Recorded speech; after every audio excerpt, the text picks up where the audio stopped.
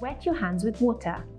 Apply soap, rub your hands palm to palm, and wash the backs of both hands and in between your fingers. Then palm to palm with fingers interlocked. Clasp your hands together and rub. And then clean around the thumbs too. Rub your fingertips in the palms of your hands and finish off with the wrists. Rinse your hands really well with water and dry them thoroughly with a paper towel. Use the towel to turn off the tap. Your hands are now clean.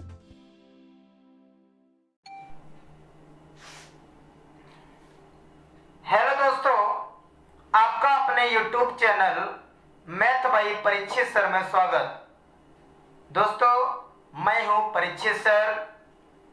जैसा कि आपको पता है कि इस समय मैं आपको साधारण ब्याज पढ़ा रहा हूं और साधारण ब्याज के मैंने आपको 5 वीडियो दे भी दिए हैं और आज मैं आपके सामने लेकर आया हूं साधारण ब्याज का भाग 6, जिसके क्वेश्चन अभी हम हल करेंगे। भाग 6 का क्वेश्चन नंबर पहला है, यदि 6 वर्षों का साधारण ब्याज मूलधन के 30% के बराबर हो, मूलधन के 30% के बराबर हो, तब यह कितने वर्षों बाद मूलधन के बराबर हो जाएगा। दोस्तों, क्वेश्चन को समझो। यदि 6 वर्षों का साधारण ब्याज मूलधन के 30% के बराबर हो, तब यह कितने वर्षों बाद मूलधन के बराबर हो जाएगा। कौन? साधारण ब्याज। सबसे पहले मैं आपको बता दूं कि साधारण ब्याज जो होता है वो हर वर्ष बराबर मिलता है और हर वर्ष जो मिलता है वो मूलधन का ही हिस्सा होता है और वो पूर्णतः डिपेंड करता है दर पर। यहां एक चीज आप देख रहे होंगे कि 6 वर्षों का साधारण ब्याज मूलधन का 30% है। इसका मतलब 6 वर्षों का साधारण ब्याज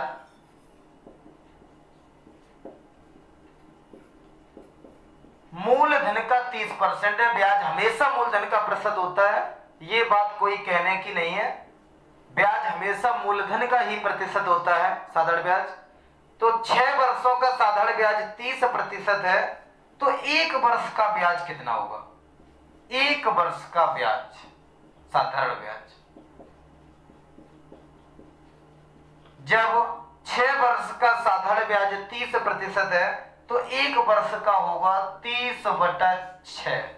जो संख्या इधर गुणा में है वो उधर भाग में। एक नियम, 6 वर्षों का साधारण ब्याज 30% तो 1 वर्ष का 6 पंचे 30 यानी 5%।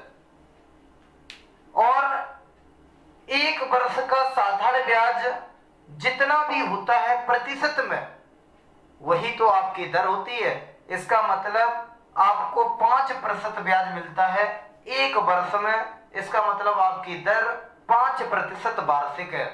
क्वेश्चन कह रहा है तब यह कितने वर्षों बाद मूलधन के बराबर हो जाएगा।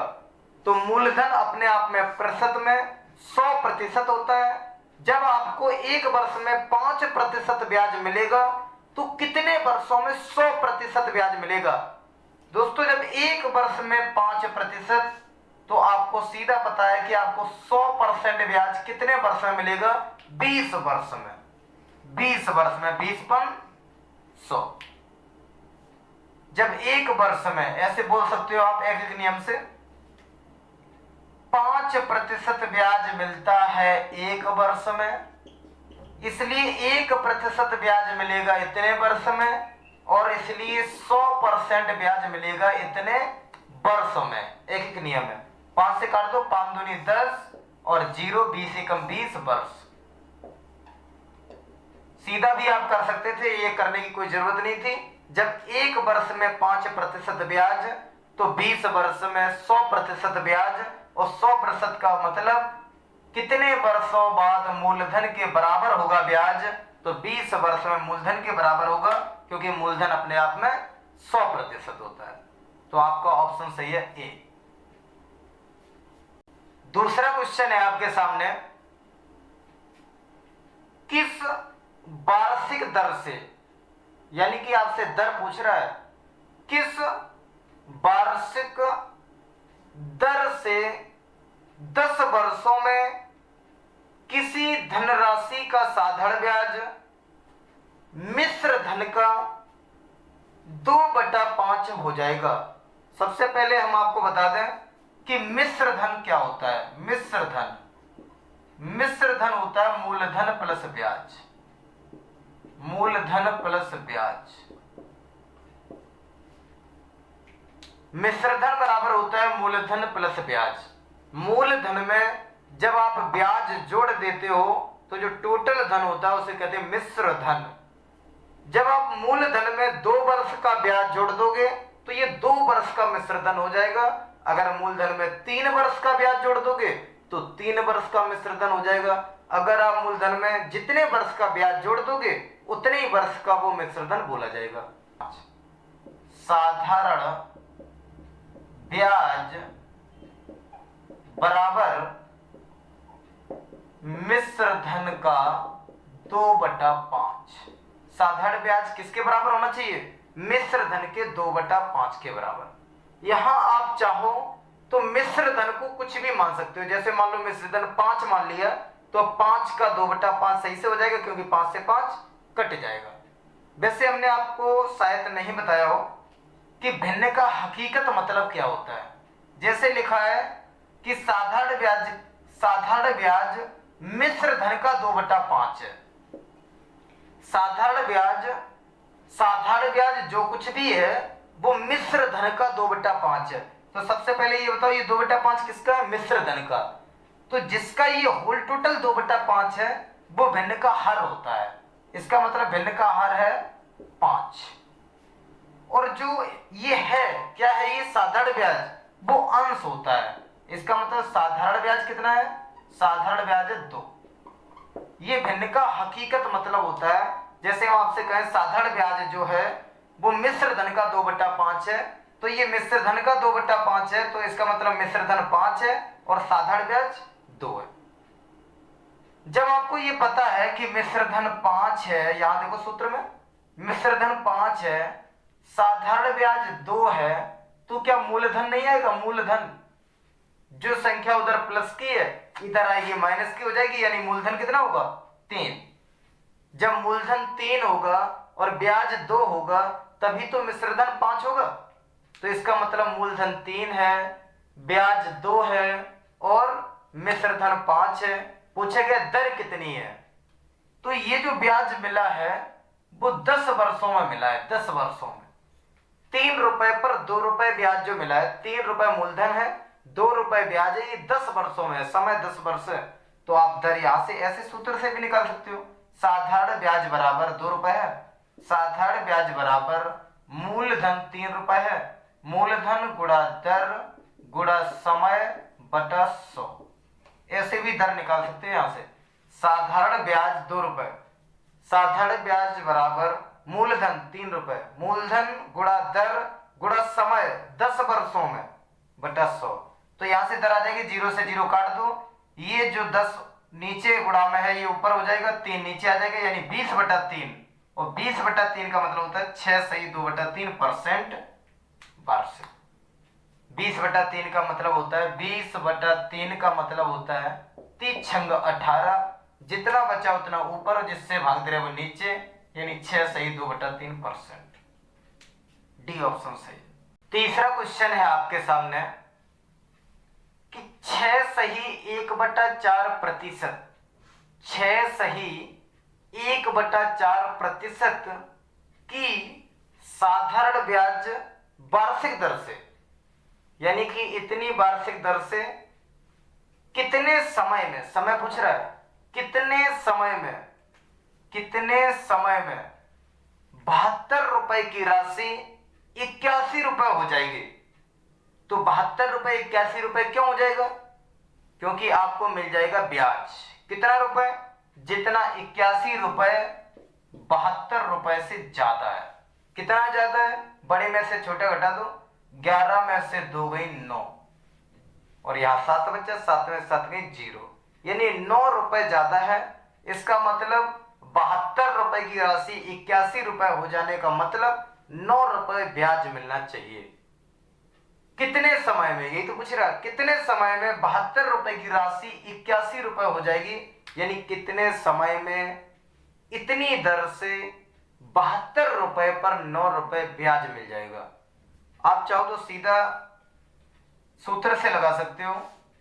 साधारण ब्याज बराबर, साधारण ब्याज 9 रुपए है, साधारण ब्याज बराबर मूलधन 72 रुपए, साधारण ब्याज बराबर मूलधन गुणा दर, दर दी गई है लेकिन दर को आप सही बना लो, ये सही बटा में है, 6 सही 1/4 का मतलब 4 छंग 24, इसका इसमें गुणा होता है 4 छंग 24, फिर ये ऐड होता है प्लस 4 छंग 24 और 25/4%, इसका मतलब दर है 25/4%। इस सूत्र में ध्यान रखना, जो ऊपर है उसको तो ऊपर ही रख देना और जो नीचे 4 है उसको नीचे पहले ही से रख देना, क्योंकि जो हर होता है उसको नीचे गुणा में रख दो तो कोई फर्क नहीं पड़ता। तो साधारण ब्याज 9 है, तो साधारण ब्याज बराबर मूलधन 72 रुपए, साधारण ब्याज बराबर मूलधन गुणा दर 25/4 गुणा समय, समय तो आपको निकालना है, टी मान लो, बटा 100 यहां से आपका समय डायरेक्ट आ जाएगा। साधारण ब्याज बराबर मूलधन गुणा दर 25/4, मूलधन गुणा दर गुणा समय और बटा 100, बटा 100 का मतलब हर में गुणा करने का मतलब भागी होता है, तो 100 का गुणा कर दिया नीचे, तो टी का मान आपको निकालना है, या फिर यहां सीधा लिख दो समय। जिसका मान निकालना है उसको अकेला छोड़ दो और सबको ऊपर पहुंचा दो, ऐसे कर सकते हो आप। 25 चौको 100, गुणा में ऊपर नीचे एक ही पारी संख्या कट जाती है, 25 चौको 100, ये हो गया, 4 से काट दो, 4 एकम 4, 3 बचा, 4 अट्ठे 32। अब जो संख्या इधर नीचे गुणा में इधर ऊपर चली जाएगी तो ये हो जाएगा 9 चौको 36, 9 चौको 36, और जो 18 उधर ऊपर है वो नीचे आ जाएगा, बराबर हो जाएगा समय। 18 दूनी 36, 2, यानी कि 2 वर्ष आपका समय हो जाएगा, 2 वर्ष। क्यों? जब आपकी दर वार्षिक होती है तो समय वर्ष में आएगा, तो यहां सीधा हो गया 18 दूनी 36, 18 दूनी 36 यानी 2 वर्ष। आपका आंसर हो गया ए ऑप्शन। चौथा क्वेश्चन है आपके सामने, यदि साधारण ब्याज की वार्षिक दर 10% से बढ़कर 12 सही 1/2% हो जाती है, तब एक आदमी की आय 1250 रुपए बढ़ जाती है, उसकी आय रुपयों में है। सबसे पहले मैं आपको बता दूं कि जो साधारण ब्याज में इस क्वेश्चन में आय शब्द लगा है, आय का मतलब है सीधा सीधा ब्याज से। साधारण ब्याज में जो आय होती है, इनकम होती है, वो ब्याज होता है। आपको जितना ब्याज मिलता है उसे ही हम आय के रूप में देखते हैं। आय या साधारण ब्याज पूर्णतः डिपेंड करता है आपकी दर पर। जैसे कि मान लो पहले आपकी दर 10% वार्षिक थी, तो इसका मतलब आपको पहले मूलधन का 10% ब्याज मिलता था 1 वर्ष में, क्योंकि दर वार्षिक थी, यहां लिखा है वार्षिक दर 10%। पहली दर जब आपकी 10% थी वार्षिक, तो इसका मतलब आपको मूलधन का 10% ब्याज मिलता था 1 वर्ष में। अब दर 10% से बढ़ाकर या बढ़कर 12 सही 1/2% हो गई है, यानी कि 2.5%, 2.5% दर बढ़ गई है। अब आपको ब्याज 12.5% मिलेगा। जब उसी चीज का परसेंट मिलेगा जिसका 10% मिल रहा था, जिस मूलधन का, उसी मूलधन का जब आपको 12.5% मिलेगा, तो एक ही संख्या का 10% और उसी संख्या का 12.5% कितना ज्यादा होगा, 2.5% ज्यादा होगा, जितना भी होगा 2.5%। बस सीधा समझ लो आप ये कि तब एक आदमी की आय 1250 रुपए बढ़ जाती है, और कितने दिन में बढ़ जाती है, समय यहां नहीं बताया गया, तो एक वर्ष का ही हिसाब है, सीधा समझो। तो इसका मतलब एक वर्ष में आय जो बढ़ी है वो मूलधन का ही हिस्सा है, और है कितना, जितना पहले से अब ज्यादा मिल रहा है। पहले से अब ज्यादा मिल रहा है 2.5% ब्याज, और यही 2.5% ज्यादा जो मिल रहा है, इसी की वजह से उसकी आय बढ़ गई है 1250 रुपए। यहां पर आप समझ सकते हो कि ये जो 1250 रुपए उसे रुपए के रूप में ज्यादा मिला है, ब्याज के रूप में जो ज्यादा मिला है रुपए में, वो है क्या, वो 2.5% है मूलधन का। क्योंकि पहले की अपेक्षा ये ज्यादा मिला है, और पहले की अपेक्षा रुपए में तो इतना धन ज्यादा मिला, परसेंट में क्वेश्चन बता रहा है कि 2.5% ज्यादा मिला है। तो इसका मतलब मूलधन का 2.5% बराबर 1250 रुपए, मूलधन का 1% बराबर इतना, और इसलिए मूलधन जो होगा वो पूरा का पूरा होगा 100% बराबर इतना, 100% बराबर इतना। तो दोस्तों नीचे से एक अंक का दशमलव हटाओगे, ऊपर एक जीरो बढ़ाओगे, इसको काट दो, 25 पंचे 125 हो जाएगा, 25 पंचे 125, और 4 जीरो है, 1 2 3 4, यानी कि ये हो गया 50,000। यानी कि उसका जो मूलधन है वो 50,000 रुपए है। दोस्तों यहां पर जो लिखा है कि उसकी आय कितनी है, ये गलत लिखा है, यहां पर लिखना चाहिए था कि उसका मूलधन कितना है, मूलधन।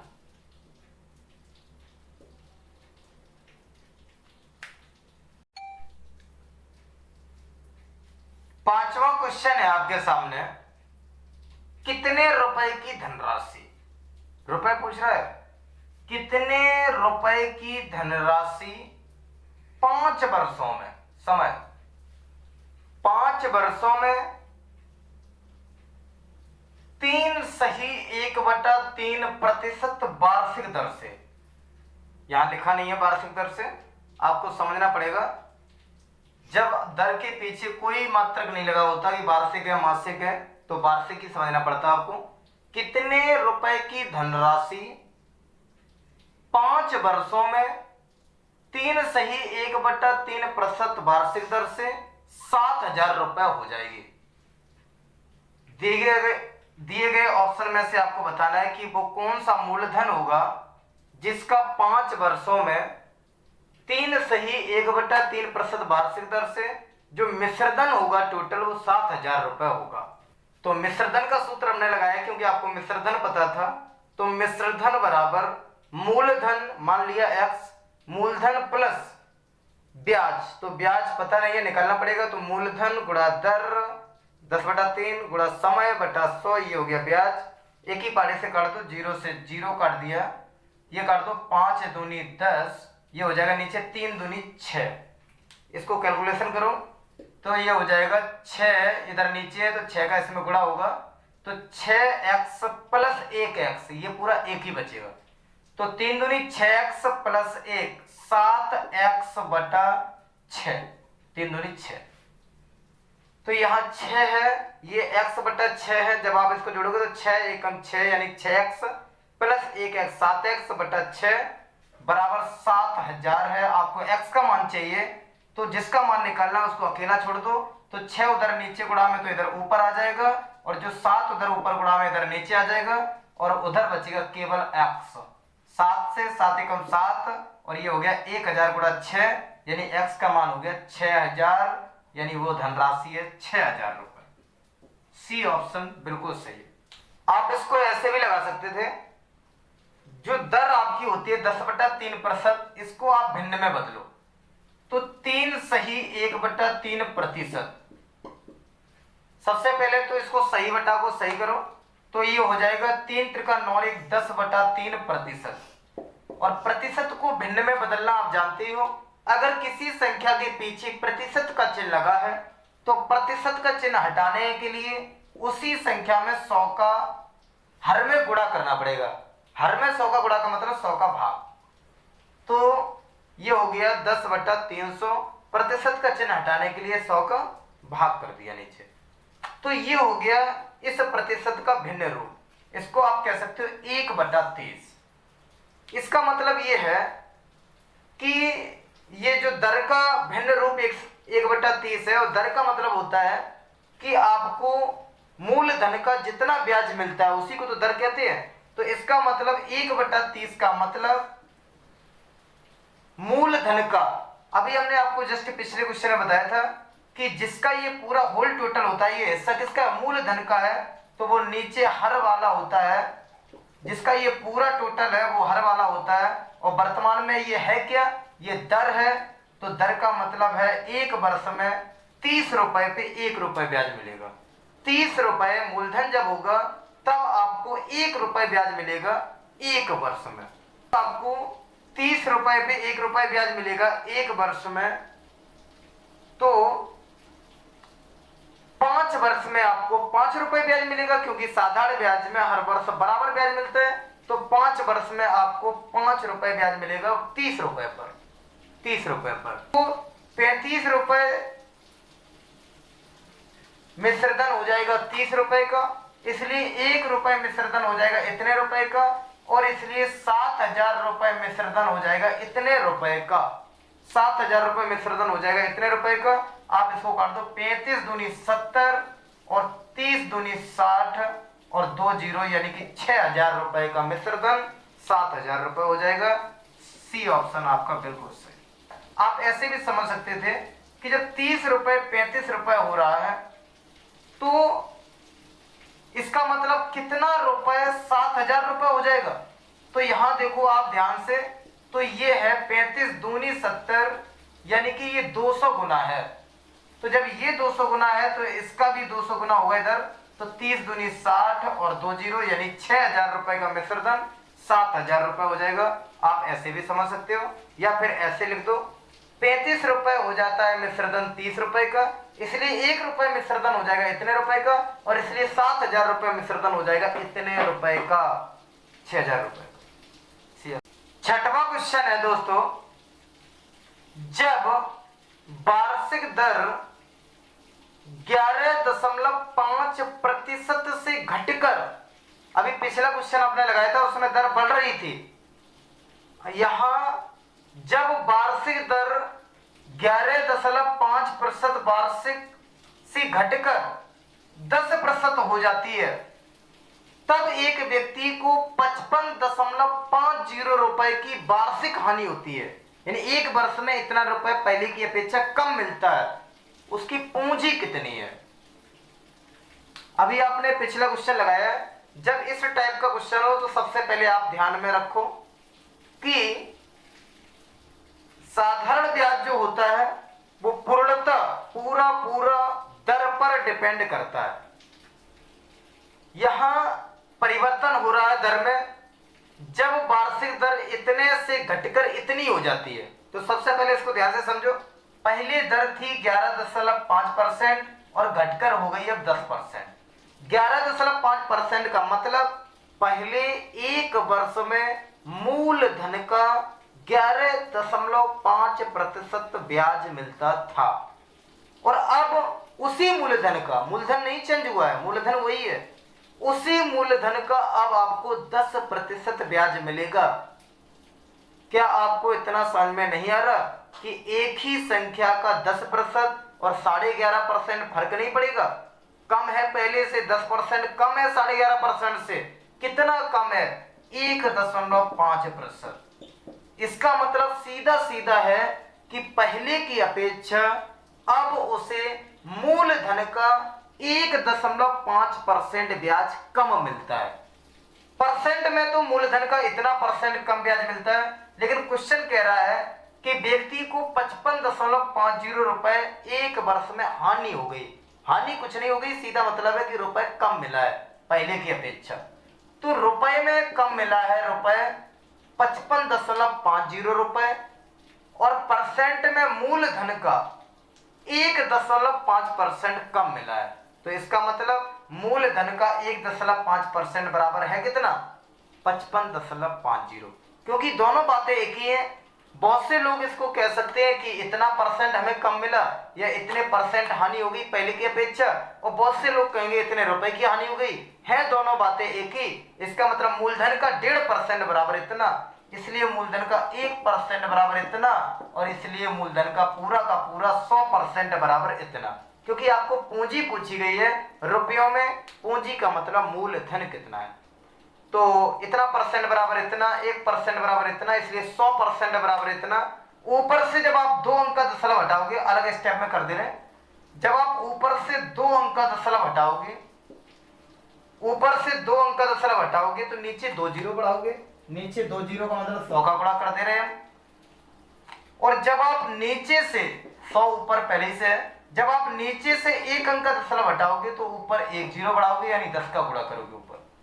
तो ऊपर से 2 अंक का दशमलव हटाया, नीचे 100 का गुणा, नीचे से 1 अंक का दशमलव हटाया तो ऊपर 10 का गुणा, 100 पहले ही से था, आप कैलकुलेशन कर दो, ये आ जाएगा आपका मूलधन टोटल।